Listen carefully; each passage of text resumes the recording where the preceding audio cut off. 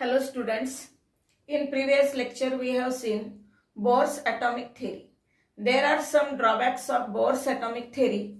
These are, first is, it failed to explain fine hydrogen spectrum under sophisticated spectroscope. Powerful spectroscope जो असेल किंवा advance spectroscope त्याच्या under जे हायड्रोजनचं line spectrum दिसतं ते लाईन स्पेक्ट्रम कम्प्लिटली एक्सप्लेन होत नाही on the basis of Bohr's atomic theory. It is applicable only for monoelectronic species. Monoelectronic species म्हणजे अशी स्पेसिस ज्याच्यामध्ये फक्त एकच इलेक्ट्रॉन आहे. जसं हायड्रोजन ॲटम एकच इलेक्ट्रॉन आहे. हेलियम मध्ये 2 इलेक्ट्रॉन असतात. एक इलेक्ट्रॉन गेल्यानंतर He+, लिथियम मध्ये 3 इलेक्ट्रॉन असतात. 2 इलेक्ट्रॉन गेल्यानंतर Li2+. अशा फक्त मोनो इलेक्ट्रॉनिक स्पेसिस साठीच बोर्स ॲटॉमिक मॉडेल ऍप्लिकेबल आहे. It failed to explain Zeeman effect and Stark effect. What is Zeeman effect? Splitting of spectral line under magnetic field and splitting of spectral lines under electric field is known as Zeeman effect and Stark effect respectively. म्हणजे external magnetic field दिलं तर ज्या lines मिळत होत्या त्या lines split होत होत्या किंवा इलेक्ट्रिक फील्ड जरी अप्लाय केलं एक्सटर्नली तरी ज्या लाईन स्पेक्ट्रा मिळत होता त्या लाईन मध्ये स्प्लिटिंग येत होतं. तर splitting of spectral lines under magnetic field and external electric field, external magnetic field and external electric field is not explain on the basis of this Bohr's atomic theory and it failed to explain chemical reactivity. Why atoms combine with each other or why they shows chemical reactivity cannot be explained on the basis of this Bohr's atomic theory. Main drawback of Bohr's atomic theory was he considered only particle nature of electron. Actually इलेक्ट्रॉनचं particle nature त्यांनी consider केलं बोर्सने. मात्र हा जो de Broglie होता, D ब्रॉगलीने सब दुनिया को हिला डाला असं म्हणतात. तर काय होतं की आतापर्यंत आपण मॅटरचं फक्त पार्टिकल नेचरच कन्सिडर करत होतो. डी ब्रॉगलीने असं सांगितलं की जसं electromagnetic radiations have dual character, it have particle character as well as wave character similar to that of whenever a matter is in motion it also shows wave character and particle character, both wave character and particle character. तर D ब्रॉगलीचं म्हणणं काय होतं, आतापर्यंत असं समजत होते की जे मॅटर आहे त्याला फक्त पार्टिकल नेचर असतं, वेव्ह नेचर नसतं. डी ब्रॉगलीने सांगितलं की असं नाहीये. एखादा पार्टिकल जर मोशन मध्ये असेल, फिरत असेल तर त्याला नुसतं पार्टिकल नेचर नसतं, त्याला वेव्ह नेचर पण असतं. म्हणजे आतापर्यंत बोर वगैरे समजत होते की असं न्यूक्लियस आहे आणि इलेक्ट्रॉन असा गोल गोल गोल गोल फिरते. डी ब्रॉगलीने म्हटलं नाही, असं नाही फिरत. हे न्यूक्लियस असेल तर इलेक्ट्रॉन असा डायरेक्टली सर्क्युलर फिरत नाही, तो वेव्हच्या फॉर्म मध्ये फिरत असतो. हा, न्यूक्लियसच्या अवतीभोवती फिरेल पण तो वेव्ह फॉर्म मध्ये इकडून तिकडे असा फिरत असेल. त्याच्या वेव्ह ज्या ह्याच्यामध्ये म्हणजे इलेक्ट्रॉनला वेव्ह कॅरेक्टर पण आहे. मग वेव्हच्या कॅरेक्टरिस्टिक प्रॉपर्टीज मध्ये मुख्य कॅरेक्टरिस्टिक प्रॉपर्टी आहे ती वेव्हलेंथ. वेव्हलेंथ आणि मॅटरची मुख्य कॅरेक्टरिस्टिक प्रॉपर्टी असते मास. मग मास आणि वेव्हलेंथला कंबाईन करणारा एक फॉर्म्युला त्यांनी डेव्हलप केला. आपण त्याला म्हणतो de Broglie equation. Lambda is equal to H upon momentum M into V, mass into velocity. तर wavelength of this wave through which this particle is moving और electron is moving and h Planck's constant, m is mass of that particle which is moving in the form of wave, v is velocity, h upon momentum. डी ब्रॉगलीने सांगितलं. त्याला सोबतीला आणखी एक आला हिसेनबर्ग uncertainty principal. हिसेनबर्गने सांगितलं की हा बरोबर आहे, कारण मॅटरला हे पार्टिकल नेचर आणि वेव्ह नेचर दोन्ही असणार आहे. मात्र ऍट अ टाइम आपण त्या पार्टिकलची पोझिशन आणि व्हेलॉसिटी एक्झॅक्टली मेजर करू शकणार नाही. जर तुम्ही पार्टिकलची पोझिशन मेजर करायला गेले ऍक्युरेटली, समजा इलेक्ट्रॉन इथे आहे, हे जर तुम्ही ऍक्युरेट मोजायला गेले की हे अंतर किती आहे किंवा त्याची काय वेव्हलेंथच्या किती फॉर्म मध्ये आहे, हे सगळं तुम्ही जर मेजर करायला गेले, पोझिशन एक्झॅक्ट मेजर करायला गेले तर तिथे व्हेलॉसिटी 0 होऊन जाईल. आणि जर तुम्ही व्हेलॉसिटी काढत आहे मुव्हिंग पार्टिकलची तर त्याची एक्झॅक्ट पोझिशन आपल्याला काढता येणार नाही. So there is uncertainty in position and uncertainty in velocity. This uncertainty in position and uncertainty in velocity is calculated or it is expressed in terms of this expression. Delta x into delta p greater than or equal to h upon 4 pi. X means position of moving particle. M means momentum, mass into velocity. आता uncertainty in position, x म्हणजे position आणि delta x म्हणजे बदल, position मध्ये होणारा बदल, uncertainty in position delta x. P delta P, आता delta P म्हणजे मोमेंटम. मोमेंटम कशामुळे चेंज होणार आहे? पार्टिकलचं मास चेंज होत नाही, पार्टिकलची व्हेलॉसिटी कमी जास्त होत असते. मग चेंज इन मोमेंटम कशामुळे असेल? चेंज इन व्हेलॉसिटीमुळे असेल. तर mass into change in velocity greater than or equal to H upon 2 इंटू 2 पाय. असं 2 इंटू 2 पाय का लिहिलं? तर एच अपॉन 2 पायला आपण एच क्रॉस लिहितो. एच अपॉन 2 पायला आपण काय लिहितो? एच क्रॉस लिहितो. हा जो एम आहे हा तिकडे नेला तर delta X into delta V, delta X into delta V is equal to या एच अपॉन 2 पायला एच क्रॉस लिहिलं, हा एम इकडे आला तर 2m H cross upon 2m. याला म्हणतो आपण हिसेनबर्ग अनसर्टनटी प्रिन्सिपल. ठीक आहे. Exact position and exact velocity of moving particle, maybe electron, cannot be determined exactly किंवा accurately with precision and accuracy. आपल्याला तसं करता येणार नाही, त्याला आपण म्हणतो हिसेनबर्ग अनसर्टनटी प्रिन्सिपल. मग आता ही de Broglie wave nature, wave particle nature of matter आणि हिसेनबर्ग अनसर्टनटी प्रिन्सिपल याच्यावर आधारित हिसेनबर्ग आणि स्ट्रॉडिंजर नावाच्या दोन सायंटिस्टने एक नवीन ब्रांच हे केली, डेव्हलप केली, तिला म्हणतो आपण क्वांटम मेकॅनिक्स. या क्वांटम मेकॅनिक्सने स्ट्रॉडिंजर फिजिक्स मधलं सगळ्यात काय म्हणतात त्याला थोडंसं भीतीदायक, केमिस्ट्री वाल्यांना तर ते भीतीदायकच वाटतं. Schrodinger wave equation, second degree differential equation किंवा मग काय असेल ते सगळं सॉल्व्ह करायचं आणि मग त्याच्यातून काय होतं? स्ट्रॉडिंजर वेव्ह इक्वेशनचं महत्व काय आहे? आपल्याला केमिस्ट्रीमध्ये फक्त इक्वेशन पाठ करायचे, ते सॉल्व्ह नाही करायचे.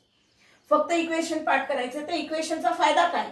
ते स्ट्रॉडिंजर वेव्ह इक्वेशन जर आपण सॉल्व्ह केलं तर एखाद्या इलेक्ट्रॉनची एनर्जी आणि पोझिशन आपल्याला व्यवस्थित कळू शकते इन ॲटम. क्वांटम नंबर्स त्याच्यावरच डेव्हलप झालेले. आपल्याला क्वांटम नंबर समजतात, पण हे स्ट्रॉडिंजर वेव्ह इक्वेशन डोक्याच्या वर जातात आणि आपल्याला गरज पण नाही. आपल्याला क्वांटम नंबरचीच गरज आहे. एमसीक्यूज, ॲटॉमिक स्ट्रक्चर मधले बरेच एमसीक्यूज हे क्वांटम नंबरवरच आधारित असतात. ही जी हिस्ट्री आहे ही फक्त माहिती असावी. जर एमसीक्यू मध्ये आलं तर सांगता आलं पाहिजे, पण प्रॅक्टिस जास्तीत जास्त क्वांटम नंबरची करायची आहे. तर स्ट्रॉडिंजर इक्वेशन किंवा वेव्ह इक्वेशन काय असतं? तर हे एच एक अशी त्याला टोपी टाकलेली आहे, त्याला म्हणतात हॅमिल्टोनियन फंक्शन. हॅमिल्टोनियन साय इज इक्वल टू ई साय. हॅमिल्टोनियन साय इज इक्वल टू ई साय. हॅमिल्टोनियन काय आहे? It is mathematical operator. Mathematical operator म्हणजे जसं आपण एखाद्या इक्वेशनचं डेरिव्हेटिव्ह घेतो किंवा एखाद्या इक्वेशन मध्ये इंटिग्रेशन करतो, त्याला म्हणतो आपण मॅथमॅटिकल ऑपरेटर. नंतर साय हे वेव्ह फंक्शन आहे. एखादा पार्टिकल कसा फिरतो, वेव्हशी रिलेटेड जे फंक्शन असेल ते. ई म्हणजे energy of that particle which is moving in the form of wave. आपल्याला जास्त डोकं लावायचं नाही, फक्त एच म्हणजे एच बार किंवा एच काय हे म्हणतात त्याला, एच हॅश, हॅश पण नाही म्हणत त्याला, हॅश असं असतं. ठीक आहे. एच बार जे असेल ते हॅमिल्टोनियन मॅथमॅटिकल ऑपरेटर आहे. साय वेव्ह फंक्शन आहे. ई एनर्जी ऑफ पार्टिकल आहे. आता हे वेव्ह स्ट्रॉडिंजर इक्वेशन किंवा वेव्ह इक्वेशन सॉल्व्ह केल्यानंतर आपल्याला क्वांटम नंबर्स मिळतात आणि क्वांटम नंबर बद्दल आपल्याला चांगलं डिटेलमध्ये माहिती आहे. 4 प्रकारचे क्वांटम नंबर्स असतात. Principal quantum number, azimuthal quantum number, magnetic quantum number आणि spin quantum number. Quantum numbers आपल्याला माहिती आहे there are 4 quantum numbers assigned for electron. each electron, प्रत्येक इलेक्ट्रॉनसाठी 4 क्वांटम नंबर्स असतात. जो पहिला क्वांटम नंबर आहे त्याला आपण म्हणतो principal quantum number. Principal quantum number, it is denoted by letter n. It gives position of electron in main energy level, whether it is present in first energy level, second energy level, third energy level from nucleus. First energy level, first orbit from nucleus is represented by K. First shell is named as K shell, L shell, M shell, N shell and so on. As K shell is first shell from nucleus, its principal quantum number is 1. Similarly, L, M, N, these shells will have principal quantum number as 2, 3, 4 and so on respectively.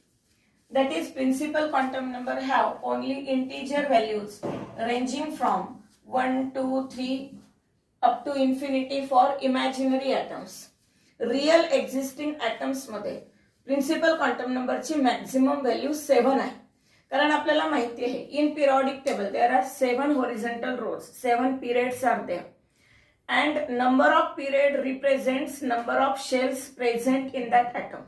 As periodic table contain only 7 periods, only 7 maximum shells can be present in an atom. एखाद्या atom मध्ये जास्तीत जास्त 7 shells असू शकतात. Principal quantum number 1, 2, 3, 4 असा असेल. It gives capacity of each main energy level, capacity of main shell by formula 2n square. So capacity of K shell will be of 2 into 1 square, that is 2. Capacity of L shell 2 into 2 square, 2 square 4, 4 into 2 8. Capacity of M shell 2 into 3 square, 3 square 9, 9 into 2 18. Capacity of N shell 2 into 4 square, 4 square 16 into 2 32.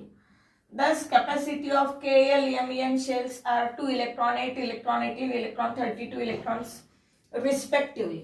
तर हा होता principal quantum number. Principal quantum number also used to compare energy of different orbits. As principal quantum number increases, energy of shell away from the nucleus also increases. Means if principal quantum number is more, energy of that orbit is also more. Now second type of quantum number is azimuthal quantum number. Azimuthal quantum number is denoted by letter L.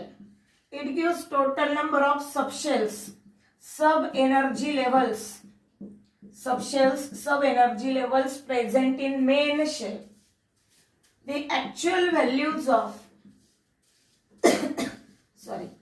actual values of azimuthal quantum number starts from 0 and they ends on n minus 1. azimuthal quantum number च्या actual value 0 पासून start होतात आणि n minus 1 पर्यंत असतात. Total values of azimuthal quantum number, total values of azimuthal quantum number are equal to principal quantum number. जो principal quantum number असेल तेवढ्याच values azimuthal quantum number ला असतात. समजा मिटवते थोडा. K shell, K shell चा principal quantum number, K shell चा principal quantum number 1 आहे. मग azimuthal quantum नंबरच्या व्हॅल्यूज कुठून सुरू होतात 0 पासून. 0 to n minus 1 म्हणजे 1 minus 1 म्हणजे 0 to 0 म्हणजे किती 0. azimuthal quantum नंबरला एकच व्हॅल्यू आहे. नंबर ऑफ व्हॅल्यूज किती आहे 1. n is equal to 1 एकच व्हॅल्यू आहे. कोणती व्हॅल्यू आहे 0. L is equal to 0 represents S subshell. Depending on their spectrum, depending on their spectrum, स्पेक्ट्रमचं नेचर कसं आहे. L is equal to 0 S subshell. आता समजा L शेल, S मध्ये शार्प स्पेक्ट्रा असतो म्हणून S. तर L शेल असेल. L shell is second shell from nucleus. Principal quantum number is 2. Total values of azimuthal quantum number will be equal to 2. azimuthal quantum number च्या total values किती असतील जितका तोच principal quantum number असेल. Principal quantum number किती आहे 2. तर total values किती असतील 2. कुठून सुरुवात होईल. Actual values of azimuthal quantum number starts from 0 to n minus 1. n किती आहे 2. 2 minus 1 means 1. 0 and 1. There are two different values for azimuthal quantum number in L shell. L is equal to 0 and L is equal to 1. L is equal to 0 represent S subshell and L is equal to 1 represents P subshell. L is equal to 1 represents P subshell. हे पाठ करायचं आहे, लक्षात ठेवायचं आहे. Similarly L is equal to 2 represents D subshell and L is equal to 3 represent F subshell. So number of subshells increases away from nucleus. When we move far from nucleus, away from nucleus, then number of subshells go on increasing. Maximum number of subshells will be 7 in 7th shell. First shell contain only 1 subshell, second shell contain 2 subshell, third shell contain 3 subshells and so on. Azimuthal quantum number also gives capacity of subshell. Thus a principal quantum number decides capacity of main shell. Thus a capacity of subshell is equal to capacity of subshell is equal to 2 into 2L plus 1. For S subshell, what will be the capacity of S subshell? 2 into 0 plus 1. 2 into 0, 0 plus 1, 1 is equal to 2 electrons. Similarly, for P subshell, value of L is equal to 1. 2 into 1, 2 plus 1, 3. That is 6 electrons. Similarly, we can calculate capacity of D subshell and F subshell. Capacity of D subshell is of 10 electrons and that of F subshell is of 14 electrons. आपल्याला माहिती. आणि तशी पण capacity 4 ने वाढत चालली. S ची capacity 2, 2 plus 4 6, 6 plus 4 10, 10 plus 4 14. Capacity of each subshell is increasing with 4 electrons. These subshells, आता आपल्याला माहिती पडलं की मेन शेल आहे, मेन शेल मध्ये सबशेल्स असतात. These subshells have different energies and we have to fill electrons in these different subshells. For filling of electrons in these different subshells, we have to use Bohr and Bury rule and above principle or above diagram. Above डायग्रामनी electronic configuration पटकन लिहिता येतं. Bohr Bury rule काय असतो?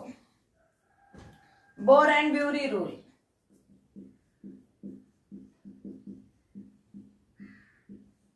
Bohr and Bury rule states that the subshell with lower value of N plus L have lower energy and the subshell with higher value of N plus L will have higher energy. ज्या subshell साठी N plus L ची value जास्त त्याची energy जास्त, ज्या सबशेलची N plus L ची value कमी त्याची एनर्जी कमी. मग आपल्याकडे सबशेल्स कोणत्या कोणत्या आहेत, किती आहेत? Main shell KLMN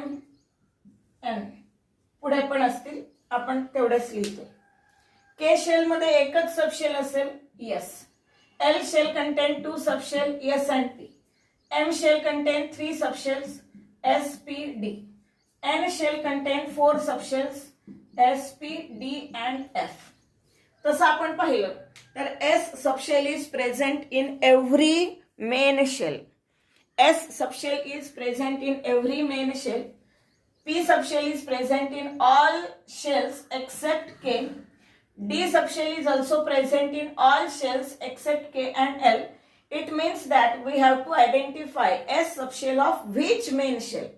And for that identification, we use principal quantum number as a coefficient.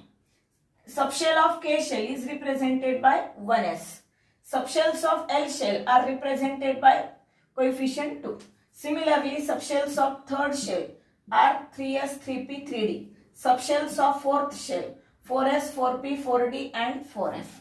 Now we will calculate the values of N plus L. Here N is equal to 1. N is equal to 2, N is equal to 3, N is equal to 4. What is value of L? For S subshell L is equal to 0.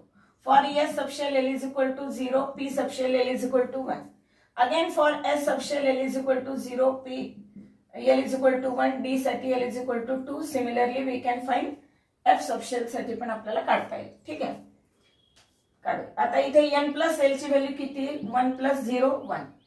2s साठी 2 plus 0 2, 2 plus 1 3, 2p साठी, 3s साठी 3 plus 0 3, 3p साठी 3 plus 1 4, 3d साठी 3 plus 2 5. मग ह्या झाल्या n plus l values. As n plus l value increases, energy of subshells also increases. Which subshell have lowest energy? It is 1s. Energy of 1s atomic orbital or 1s subshell is lowest. Then 2s. After that, n plus l value is 3 for two different subshells, 2p and 3s. But 2p is subshell of second main shell and 3s is subshell of third main shell. Therefore, we will prefer for 2p and then 3s. So we can obtain energy order for different subshells. Bohr and Bury rule नुसार आपण energy order अशी काढू शकतो. मात्र bore and Bury rule पेक्षाही सोपं आपल्याला aufbau diagram जाते. जी एनर्जी ऑर्डर आपल्याला बोर अँड ब्युरी रूल नुसार मिळते, सेम एनर्जी ऑर्डर आपल्याला aufbau diagram, building up diagram म्हणतो आपण त्याला, अबव बिल्डिंग अप डायग्राम ने मिळते. And we can distribute electron easily by using aufbau building up diagram. Aufbau building up diagram मध्ये first 1s, then 2s 2p, third shell contain 3 subshells 3s 3p 3d, fourth shell contain 4s 4p 4d 4f, fifth shell contain 5s 5p 5d 5f 5g 5g vacant आहे. f च्या पुढे अजून electron गेलेला नाही म्हणून ते g च्या नंतरचं लिहिलं नाही तरी चालेल. f च्या नंतर लिहायची गरज नाही, g पण लिहायची गरज नाही. 6s 6p 6d 6f, 7s 7p याच्या पुढे अजून इलेक्ट्रॉन गेलेला नाही, नाही लिहिलं तरी चालेल. 7d 7f. ठीक आहे, आपण f पर्यंत लिहितो. तर कॅपॅसिटी नुसार 1s 2s 2p 3s 3p 3p नंतर 3d मध्ये नाही 4s 4s नंतर मग 3d 4p 5s असं मग आपण इलेक्ट्रॉन भरत राहतो. इलेक्ट्रॉनिक कॉन्फिगरेशन लिहितो. For example, if we have to write electronic configuration for manganese with atomic number 25. With 25 electron will move from this 1s orbital. What is capacity of 1s? It is of 2 electron. मग 1s मध्ये किती electron टाकले? 2. मग 23 electron घेऊन आपण 2s मध्ये जाणार. Capacity of 2s 2 electron.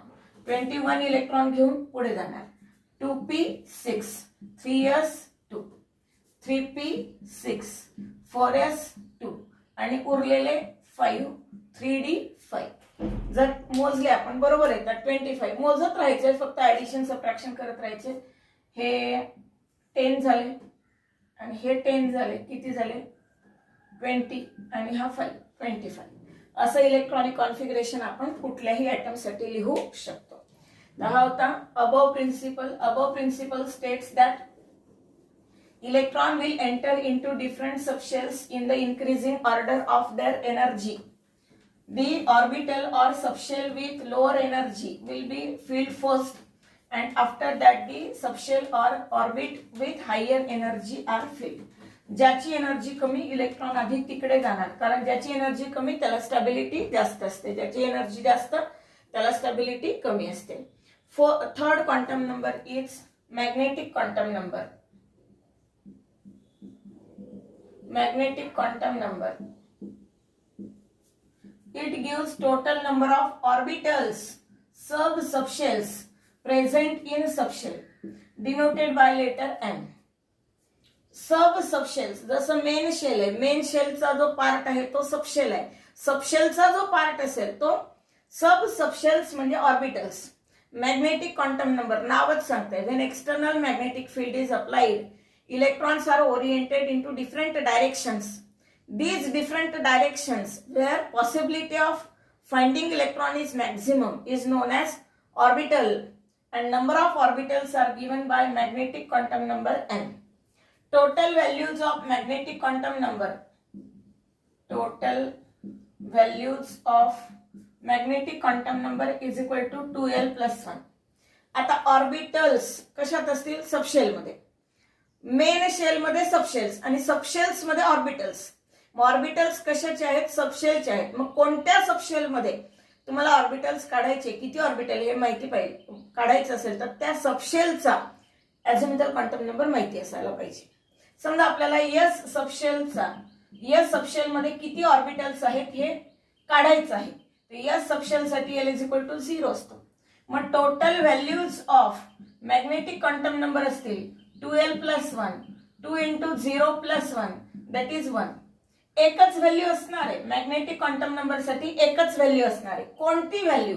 ज्याला आपण म्हणतो actual values. Actual values of magnetic quantum number changes from -l to +l through 0. म्हणजे 0 पण काउंट करायचा आहे.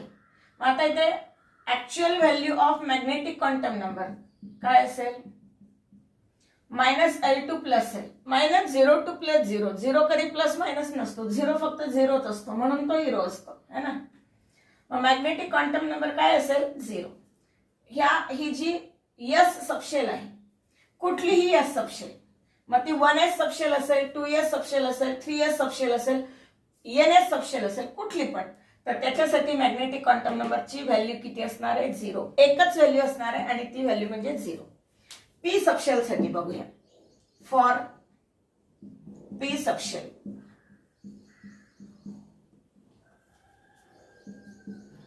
L is equal to 1. Total values of magnetic quantum number 2 × 1 + 1 that is 3. Total values किती असतील? 3. मग ऍक्च्युअल व्हॅल्यूज किती कोणत्या असतील? Actual values ranges from -l to +l. -l to +l. -1 to +1. -1 0 +1. There are 3 different orbitals in p subshell and these orbitals are represented as px orbital, py orbital and pz orbital. S subshell have only one orbital and denoted as s orbital. S subshell चा orbital एकच आहे. Actually सबशेललाच orbital म्हणतात आणि ऑर्बिटलचे नाव सबशेलचं नाव तेच आहे. मात्र P subshell मध्ये 3 orbital आहेत, px, py, pz. It represents that p atomic orbital is orienting along x-axis, py orbital is orienting along y-axis, pz orbital is orienting along z-axis. S atomic orbital is spherical in shape. As principal quantum number increases, radius of that sphere increases.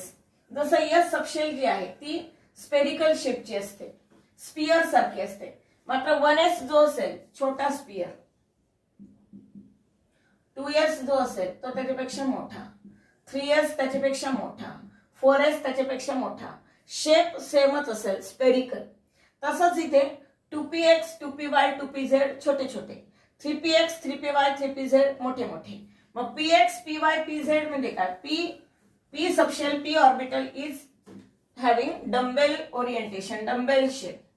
Px orbital directing along x-axis. Py orbital orienting along y-axis and pz orbital orienting along z-axis which is perpendicular to x and y both. तर हे होते orbitals p orbital. एक शेवटचं बघूया d orbital. d orbitals for d subshell L is equal to 2 and total values of magnetic quantum number for d orbital L is equal to 2. Total values will be equal to 2 into 2 plus 1 that is 5. Total values किती असतील? 5. Actual values changes from -l to +l, -2 to +2, -2, -1, 0, +1, +2. ह्या total values मिळतील आणि मग त्याच्याशी related 5 orbitals. Name of these 5 orbitals are dxy, dyz, dxz, dx² - y², dz². It have double dumbbell shape. dxy, dyz, dxz, these lobes of these orbitals are in between xy axis, in between yz axis, in between xz axis. समजा हा x axis असेल, हा y axis असेल. तर DXY म्हणजे x आणि Y ऍक्सिसच्या मध्ये जो रिजन आहे, डबल डंबेल, एक डंबेल या डायरेक्शन असेल आणि दुसरा डंबेल या डायरेक्शन असेल. सेम YZ आणि XZ ऍक्सिसच्या मध्ये, एक्स आणि झेड ऍक्सिसच्या मध्ये डबल डंबेल, वाय आणि झेड ऍक्सिसच्या मध्ये double dumbbell. DX² - Y². Lobes lies on X axis and on Y axis. Double dumbbell जो आहे X axis आणि हा Y axis. तर डबल डंबेल पैकी एक लोब जो असेल, एक डंबेल जो असेल हा X axisच्या अलॉंग असेल आणि दुसरा जो असेल तो Y axisच्या अलॉंग असेल. DZ². आता हा it is symmetric along Z axis. फक्त Z axis समजा याला आपण Z axis म्हटलं तर एक जो असतो तो डंबेल असतो आणि दुसरा जो इलेक्ट्रॉन असतो सर्क्युलर असतो. तर DZ² ची सिमेट्री एकदम वेगळी आहे. डबल डंबेल नाही म्हणता येणार, एकच डंबेल आहे, दुसरा इलेक्ट्रॉन सर्क्युलर आहे. बाकी हे सगळे चार्ज आहे ते डबल डंबेल आहे, पण मेजॉरिटी मध्ये त्याला डबल डंबेलच म्हणतात. मग ह्या तिघांची सिमेट्री पुन्हा एकदा थोडीशी सेम आहे. इन बिटवीन ऍक्सिस हा ऑन द ऍक्सिस वाले हे दोन आहे. जेव्हा आपल्याला हायब्रिडायझेशन मध्ये एकच ऑर्बिटल लागतं आपण DZ² घेतो. दोन ऑर्बिटल लागतात DX² - Y² आणि DZ² घेतो. आणि तीन ऑर्बिटल लागले तर आपण हे तीन घेतो सिमेट्रीनुसार. ठीक आहे. तर हे होतं magnetic quantum number. And lastly, its magnetic quantum number represents orbitals, orientations. And last quantum number is spin quantum number. Spin quantum number is denoted by letter S. Spin quantum number. It represents direction of rotation of electron about nucleus. It represents spinning motion of electron around the nucleus along its own axis, not about nucleus. Own axis भोवती तो clockwise फिरतो का anti clockwise फिरतो. आपल्याला माहिती आहे की nucleus असेल, इलेक्ट्रॉन न्यूक्लियस भोवती फिरतो, मग तो असा फिरतो का असा फिरतो हे नाही. हा असा फिरतोय म्हणजे हे कोणती झालं अँटी क्लॉकवाईज, का तो असा फिरतोय हे झालं क्लॉकवाईज. मग तो ओन ऍक्सिस भोवती क्लॉकवाईज फिरतो का अँटी क्लॉकवाईज फिरतो ह्याच्याशी related spin quantum number. Spin quantum number represents direction of rotation of electron about its own axis. If it spins in clockwise direction, spin quantum number is taken as +12. When it spins along anti-clockwise direction, its spin is taken as -12. +12 spin is represented by upward arrow and anti-clockwise spin is represented by downward arrow.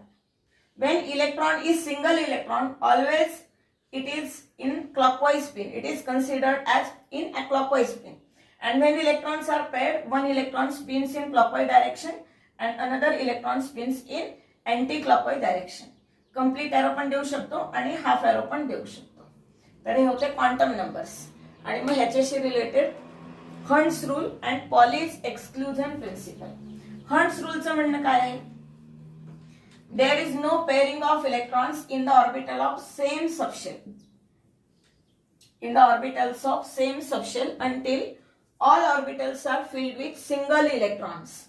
For example, if we consider electronic configuration of oxygen, according to above diagram, it will be 1s2, 2s2, 2px2, 1s2, 2s2, 2p4. Above diagram मध्ये आपण फक्त subshells बद्दल पाहतो. ठीक आहे. मग आपल्याला माहितीये एस सबशेलचं एकच ऑर्बिटल 1s ऑर्बिटल, 2s सबशेलचं एकच orbital 2s orbital, 2p सबशेलचे 3 orbitals, 2px orbital, 2py orbital, 2pz orbital, depending on magnetic quantum number. आता 4 इलेक्ट्रॉनला फिलअप करायचं. या सगळ्यांची एनर्जी कशी आहे? सेम आहे. मग 4 इलेक्ट्रॉन, प्रत्येकाची कॅपॅसिटी 2 इलेक्ट्रॉनची. Capacity of each orbital is always of 2 electron. आता 4 इलेक्ट्रॉन ह्याला 2, ह्याला 2 आणि मग ह्याला 0 असं द्यायचं का? नाही. हंट्स रूल म्हटला असं नाही द्यायचं. आधी प्रत्येकाला एक एक द्या, 1 2 3 आणि उरलं तर मग पेअरिंग करा. 3 झाले, हा चौथा इथे टाकणार म्हणजे 2px2 2p/1 2pz1 यालाच आपण म्हणतो hertz rule of maximum multiplicity. मग त्याच्यामध्ये half field electronic configuration, completely field electronic configuration and vacant electronic configuration is more stable than partially filled electronic configuration. P subshell मध्ये 3 इलेक्ट्रॉन असतील तर stability जास्त असेल, 6 असेल तरी स्टॅबिलिटी जास्त असेल आणि इलेक्ट्रॉन नसेलच 0 असेल तरी स्टॅबिलिटी जास्त असेल. Completely vacant, half field, completely field orbitals are more stable than partially field electronic configuration. आता हे जे आहे हे आपण सबशेल इलेक्ट्रॉनिक कॉन्फिगरेशन, हे जे आहे ते ऑर्बिटल इलेक्ट्रॉनिक कॉन्फिगरेशन. आता हे जे इनर, हे के शेलची सबशेल आहे आणि ह्या एल शेलच्या सबशेल आहे. इनर शेलच्या सबशेलला आपण इनर्ट गॅसच्या फॉर्म मध्ये रिप्रेझेंट केलं आणि आउटर इलेक्ट्रॉनिक कॉन्फिगरेशन तसंच लिहिलं, त्याला म्हणतात condensed electronic configuration. Condensed electronic configuration. ठीक आहे. तर magnetic quantum number, spin quantum number, electronic configuration आपण बघितलं.